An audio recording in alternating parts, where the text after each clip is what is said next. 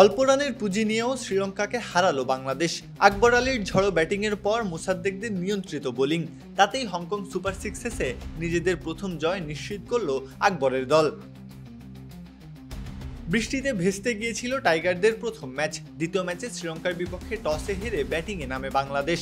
Innings সূচনা করতে নেমেছিলেন হাবিবুর রহমান সোহান এবং জিসান আলম। রানের খাতা খোলার আগেই বিদায় বলেন জিসান, তবে সোহান অন্য প্রান্তে ঝড় চালান। যদিও ভাগ্যদোষে রান আউটে কাটা পড়েন 7 বলে 21 রান করে। কান্ডারির ভূমিকায় অবতীর্ণ হন কাপ্তান আকবর আলী। ছক্কাচারের বৃষ্টি নামে তার ব্যাটে। দলের রানের চাকা চলতে থাকে দুর্বার গতিতে। তবে 9 বলে 32 রান করেই থামতে হয় তাকে। 4 ছক্কা আর 2 চারে সাজানো ইনিংসের স্ট্রাইক রেট ছিল 355 এর ওপরে। আর এটা ওইটা না, কাপড় ধোয়ার একটাই সলিউশন, চাকা অল ইন ওয়ান। প্রথম 3 ওভার থেকে বাংলাদেশের স্কোরবোর্ডে আসে 3 উইকেট হারিয়ে 56 রান। আকবরের বিদায়ের পর রান তোলার গতি কমে যায় বাংলাদেশের। মোসাদ্দেক হোসেন সৈকত কিংবা আবু হায়দার রনিরা চাহিদা অনুযায়ী ডেলিভার করতে পারলেন না। শেষ 3 ওভারে তাই বাংলাদেশ তোলে 19 রান।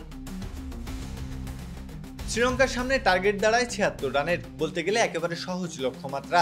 তবে 13 রানের মাথায় থানুকা দাবারেকে থামিয়ে দেন আবু হায়দার রনি। এরপরে মোসাদ্দেক হোসেন সৈকত যোগ দেন উইকেট তোলার মিশনে, শিকার করেন 3 উইকেট। আর ওখানেই মূলত শ্রীলঙ্কার ছন্দপতন হয়। শেষ পর্যন্ত আর ঘুরে দাঁড়াতে পারেনি শ্রীলঙ্কা। বাংলাদেশের বুদ্ধিদীপ্ত বোলিংয়ের সামনে হার মানতে বাধ্য হয় তারা। 61 রানে অল আউট হয়ে যায় লঙ্কানরা।